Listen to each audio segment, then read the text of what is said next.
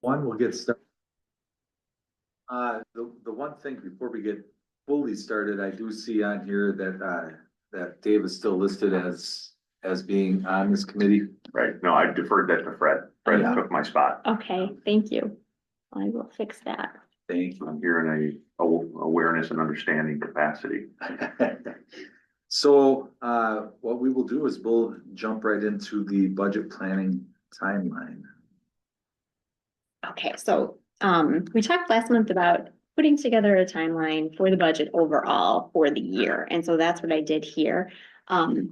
It's just a breakdown month by month of what the big things that we are working on for the budget. And this is every year. The only thing in here that would change is that in April, I have us discussing the impact of the operational referendum passing or failing. Otherwise, it really would stay pretty much the same. So in January, we're usually working on that 5-year forecast, and I did that a little bit early this year just because of the referendum planning. So we looked at that last month. And then we'll look at staffing numbers and start to cost out what these potential wage increases are. The final CPI number just came out, so that is set for bargaining at 2.95% for next year. What was it again? 2.95. So actually quite a bit less than what it was running at the beginning of the year. We did the second student count in January, so we have those numbers. So we'll start enrollment projections and then bring that next month to fiscal and then the board. And then in March, we really get into like building out those budgets, the department budgets and the building level budgets, and then those will get sent out in April. And then they come back in May.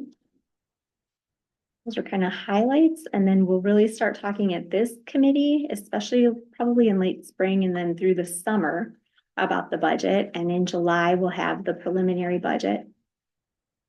Actually, I always say July because in all my other districts, we always set the preliminary budget in July. Here, we actually do that in September, but I will still bring it in July so that everybody has it well in advance. And then in September, it actually gets approved.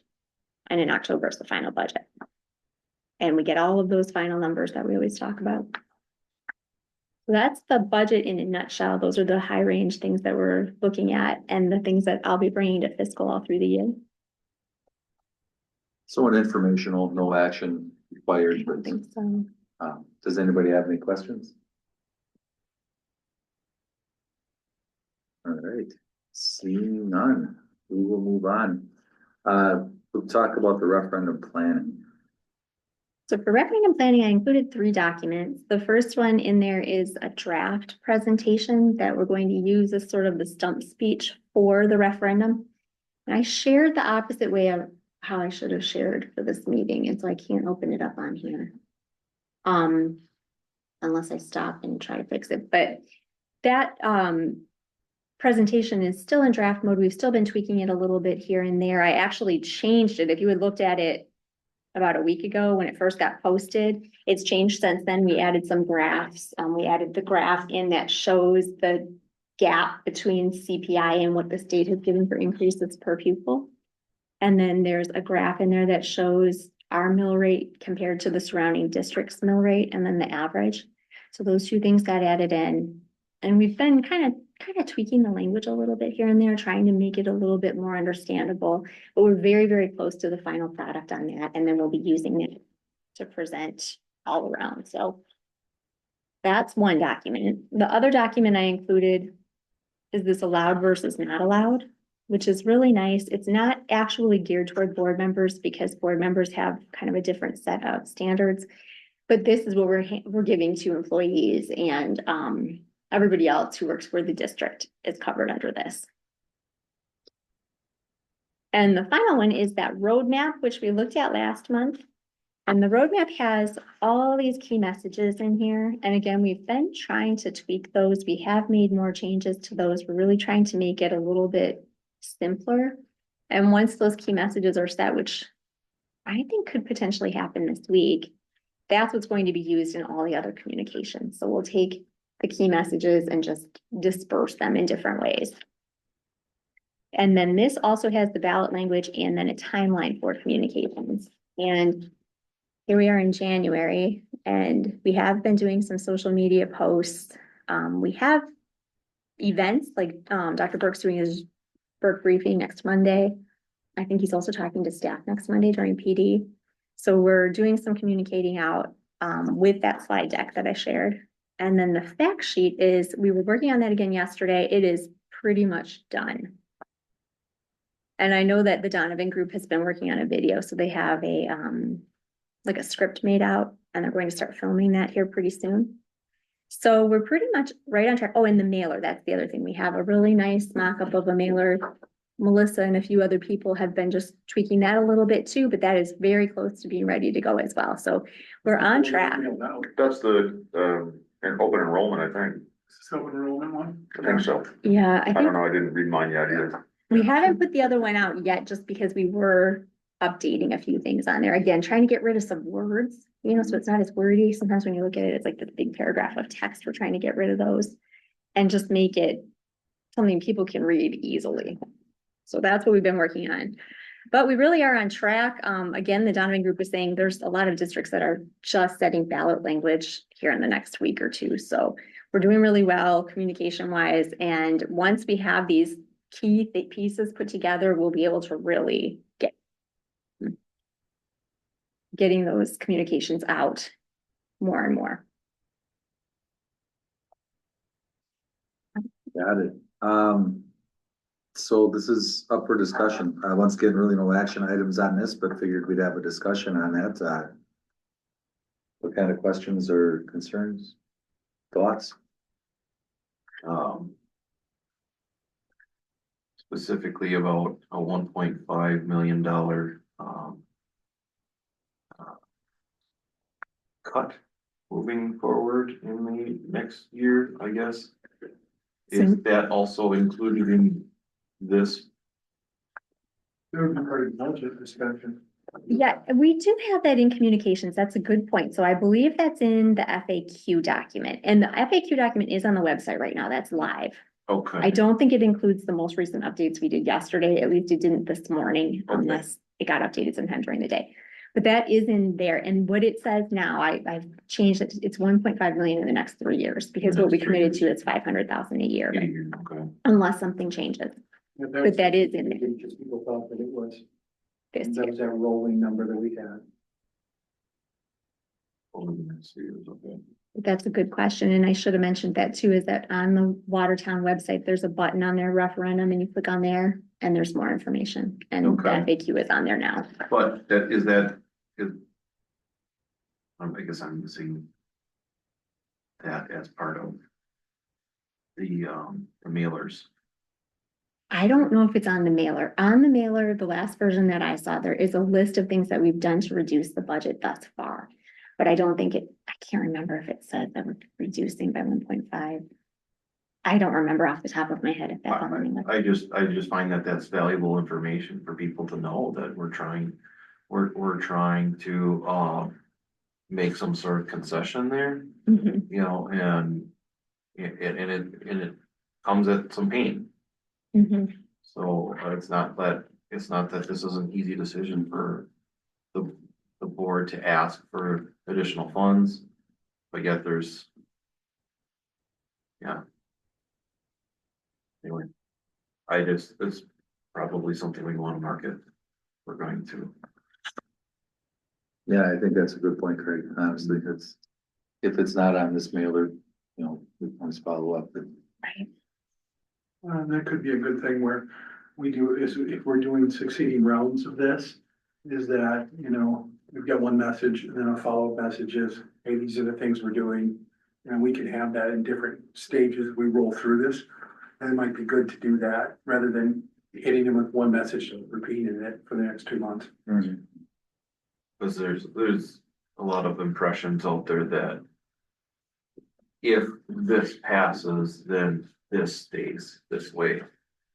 And that would be a misunderstanding then. We don't want that conveyed either.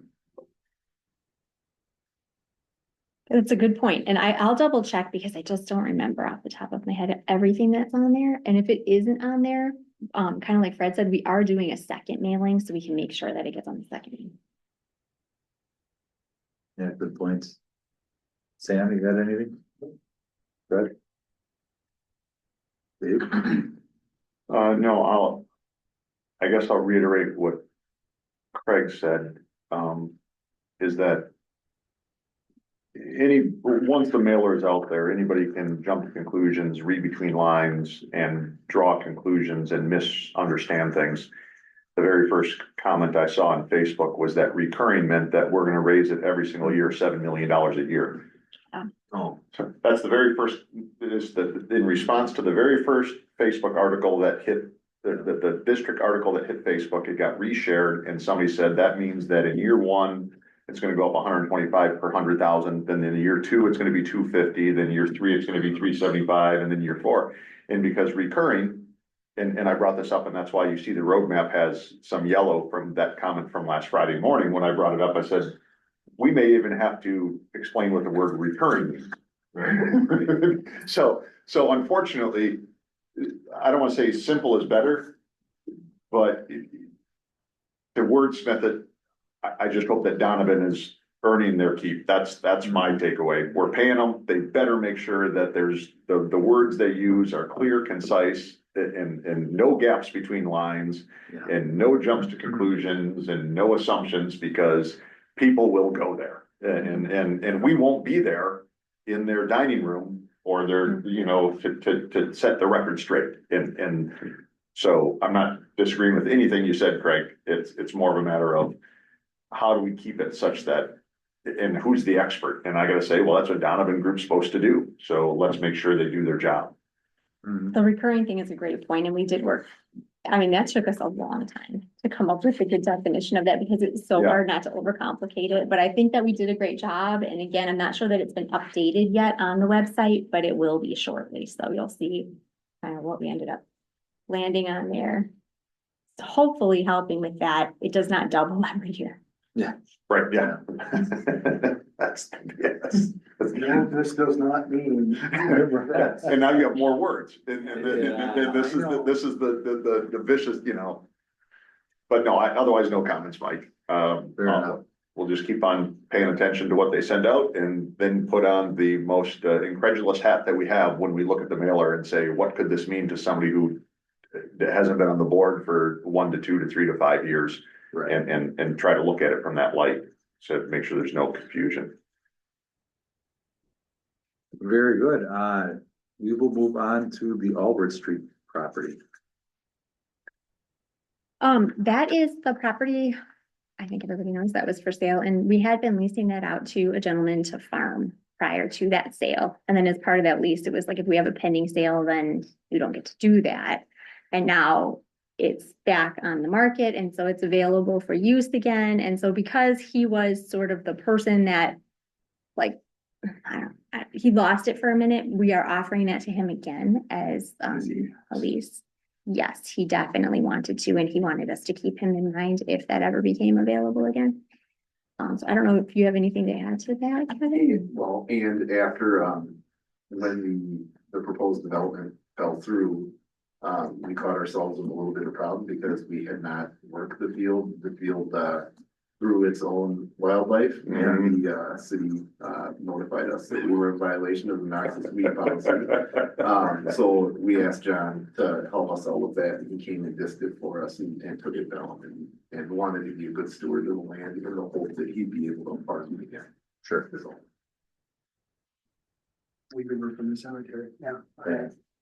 I've looked through this, I have no problems with this, the one thing that I looked in this was language in case we had another pending sale, and I see that was in there.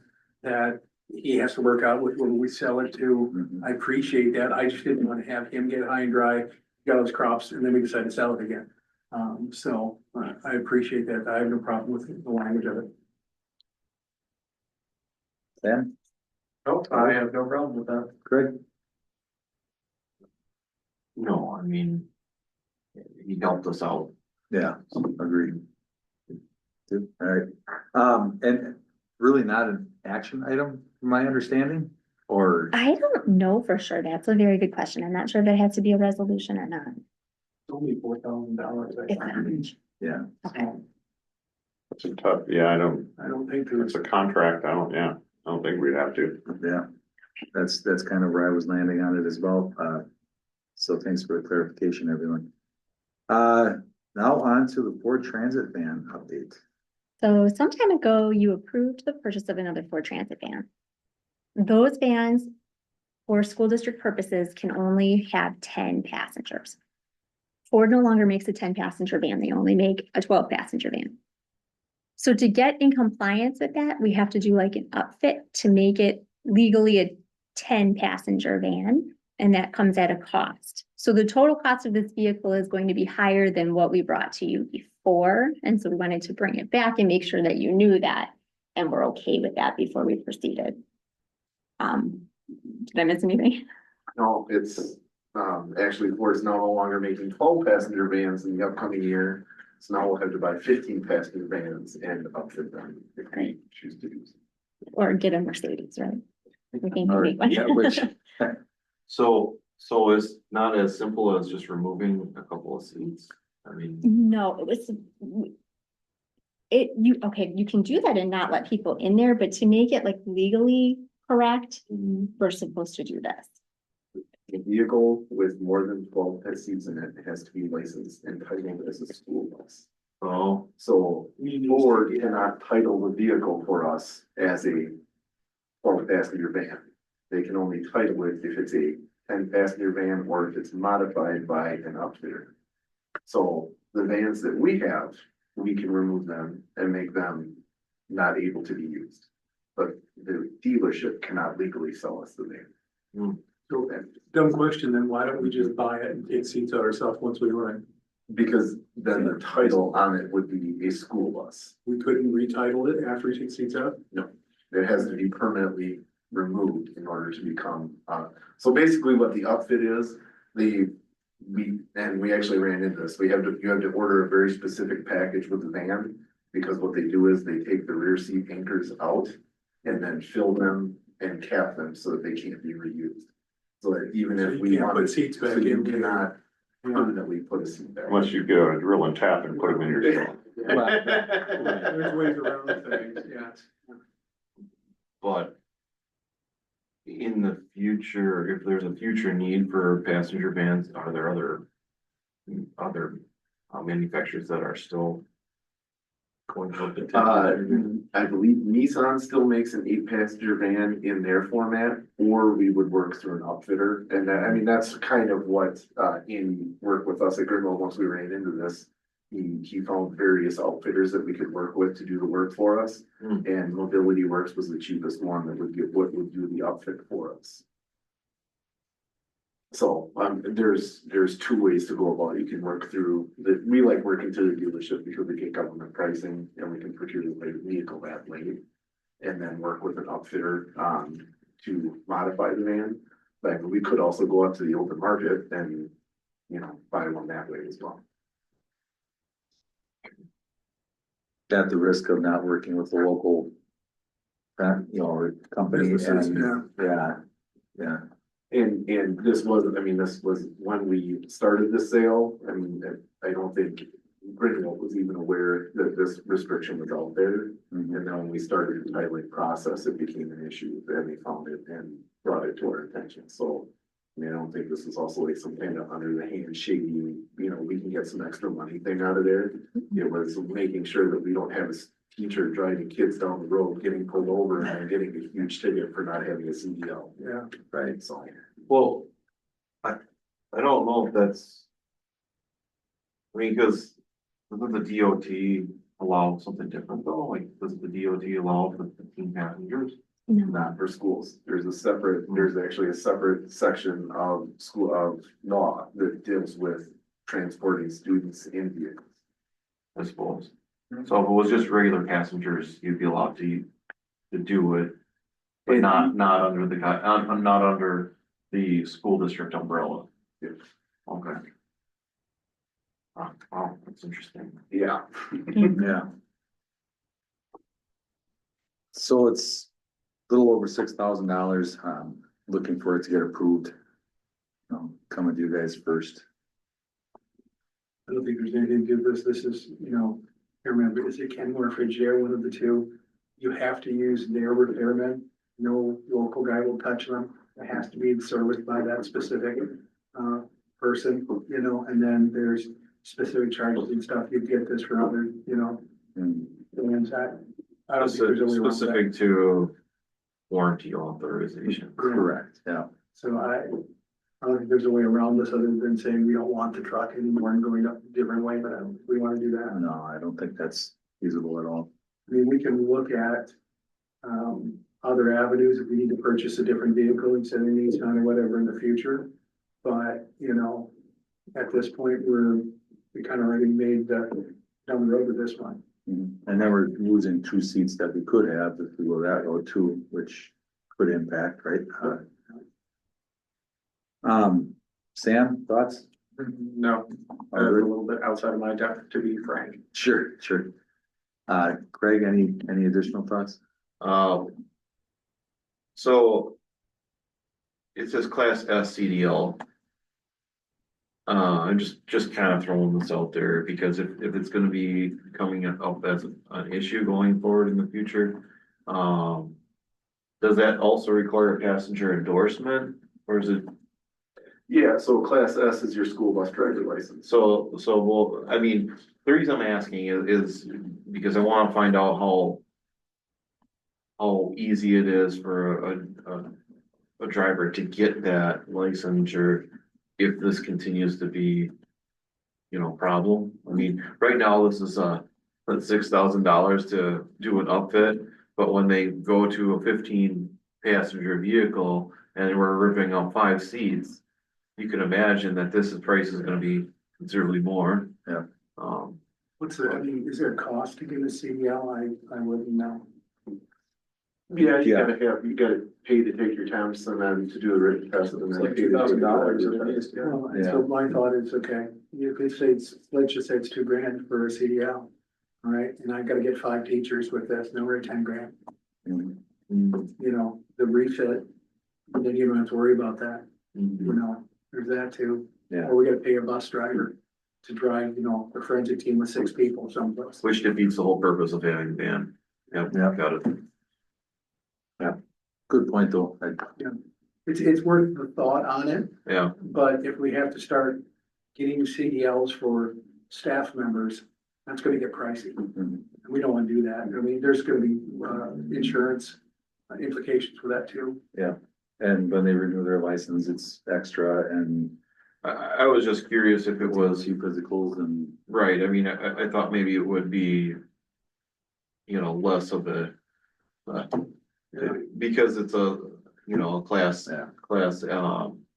C vehicle, not a class B, you know, anyway, yeah, no, I definitely, It's worth considering, yeah. you know, but like I said, outweighing the cost of the one-time cost for the outfit on this. When was the last time we bought one of these?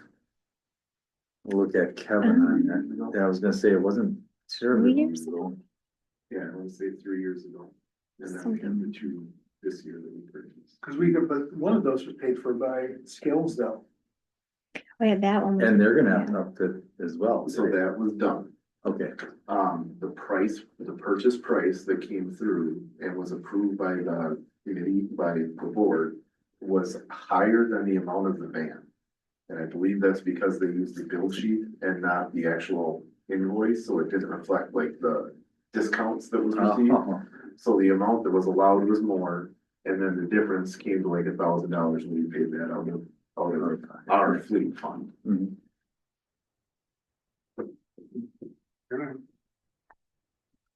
So that'll move forward. Does that have to be a resolution? If we're adjusting the cost, it was $60,000 to get a reapproval, we probably should just get a vote on Yeah, it. Thanks. that's what I was thinking. Yeah. Okay. And this can wait till the full board sees it, right? It's not something Yep, that's, so the van is sitting in on the lot already, but like Andy said, he's like, even if the board decided that this was something they didn't wanna go forward with, you know, he said it was part of our mistake, we would take it, put it on the lot and sell it as a vehicle with no commitment to the district at all. okay. All right. Financial audit report. Probably the most expensive holding job. What? I said that's probably one of the most expensive holding jobs they've ever. I know, right? No. That's crazy. Paperwork. Yeah. Yes, it's the sticker they put on the. Uh-huh. The financial audit, I put the, PDF version in the agenda. I do have hard copies if anybody wants one. And, I don't need to go over it in great detail tonight. We actually going to have a representative from Hawkins Ash at the board meeting this month. So she'll probably talk through it a little bit more than I will, but I wanted to hit just a couple highlights. One is we thought we would end in a deficit last year, and we did. We ended at a deficit of about $3.2 million, which is on page 18. So that shows where we ended up for the year. And then if you look at page 44, I just wanted to show that the OPEB liability for the district is decreasing steadily, and it's getting like pretty low now, which is good news. So a lot of the old way of sort of paying out health insurance, those things are starting to fall off for the district. And so that liability is decreasing each year. I'm going to point that out. And then if you look at page 56, it shows that we did not have any material weaknesses identified, which are like the more serious deficiencies that could be possible. And we only had for the district one finding, which is on the very last page, I believe, which is that we have basically we have the auditors prepare the financial statements, and that's the finding. So we don't do that in-house. That's not one that would be likely to go away. That's a recurring one. Don't they find that every year? Since 07, it says they found that. So overall, it was a very, very strong audit. The one finding was really good. If you look, there's very few adjusting journal entries that were needed, which is a testament to Stacy and her good work. And the whole audit really, I think, shows the hard work of the business office. All of those ladies did a lot of work to get ready, and it turned out really well. Make sure you commend them in the board meeting too. Mhm. I didn't really prepare anything else to say about that unless anybody has any questions. I'll let Hawkins Ash tell you more.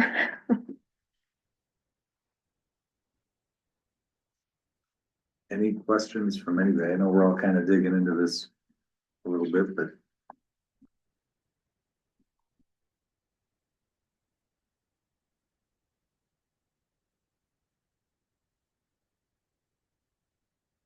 I'm not gonna read through an audit.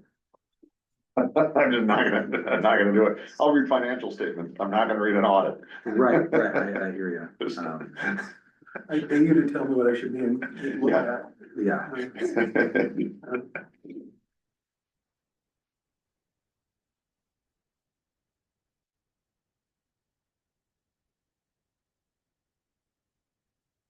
Greg or Sam?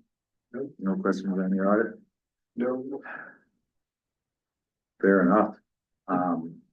So look forward to Hawkins Ash being there on Monday. And this is going quicker than I thought. We're on record pace tonight, I think. So, we'll move on to monthly reports. I didn't see any questions come in prior to the meeting tonight. But do you want to go through any highlights you'd like to point out? I didn't really pull anything up. If you look at the variance report, percentage wise, we are very close to last year again. So we're running right around the same percentages for expenditures. For a minute, we were a little bit higher because we were one payroll ahead of last year, but it looks to be really on track for where we should be right now. Everything is looking good to me, so I don't have any concerns on Fund 27 or Fund 10. We really didn't have anything too close to 20,000. There was one purchase, and now I'm blanking on what it is. We brought it here to let you know about it just because it was really close to 20,000, and that is on the bills this month. I can't think of what it is. You and I both discussed it too, and We I'm trying to did. remember what it was. I cannot remember. It's like $19,000. I don't know. I can't. Wasn't think it? of that. Oh, I almost had it. It came to like here and then it took a reverse. But anyways, it's under 20,000, yeah. It's under 20,000 and we did discuss it probably 2 months ago.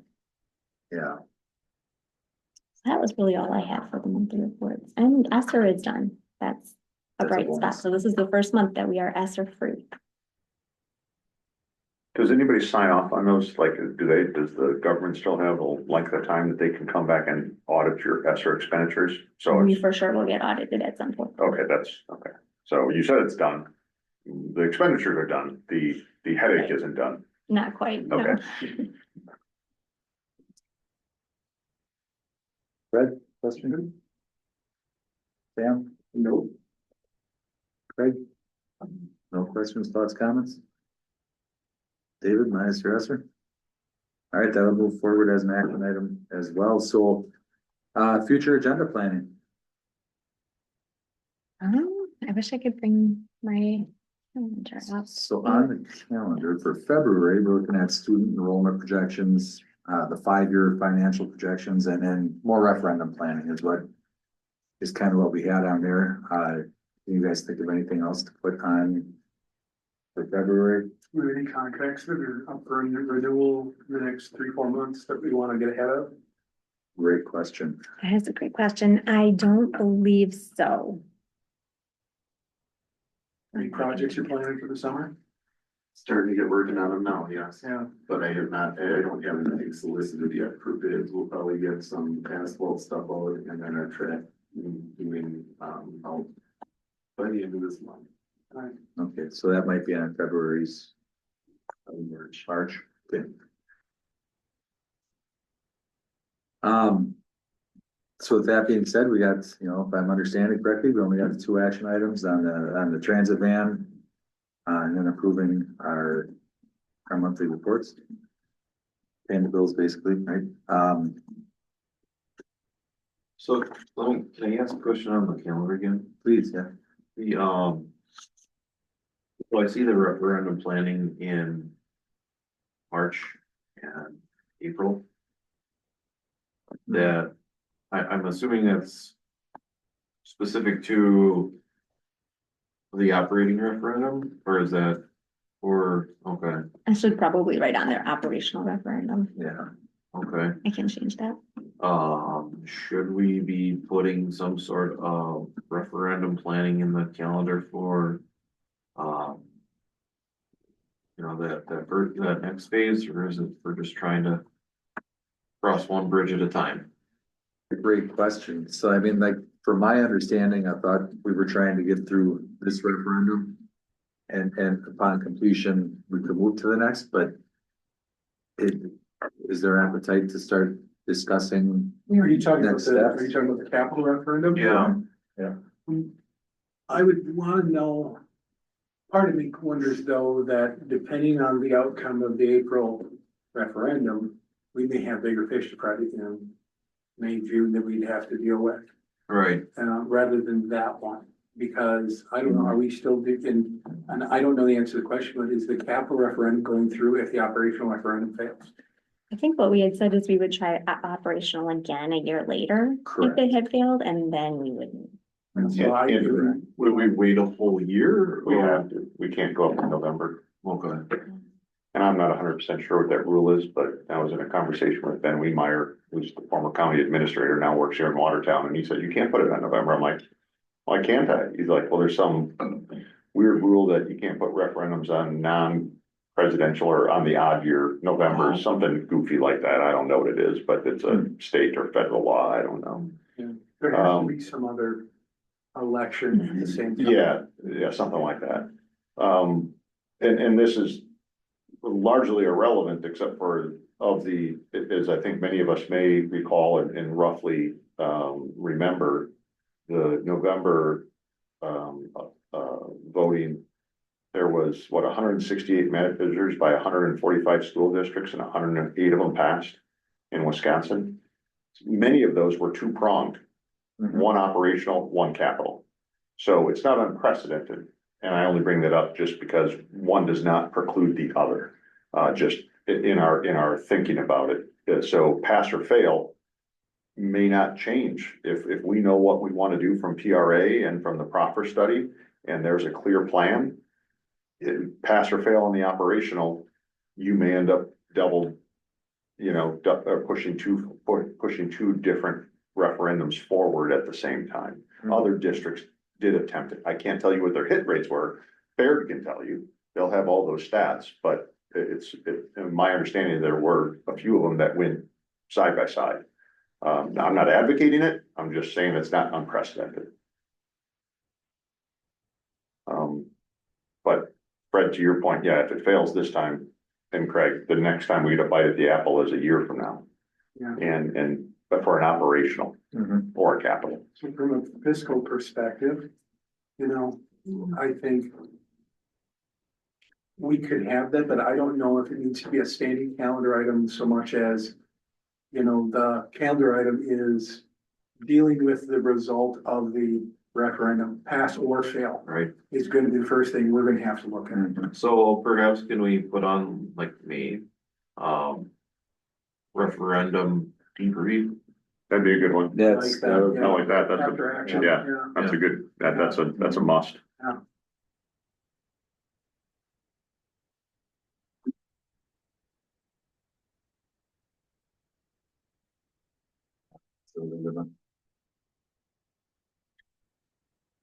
any other thoughts or comments? You guys are such an easy group. You get us here early. Yeah, right? We should have 5 o'clock meetings all the time.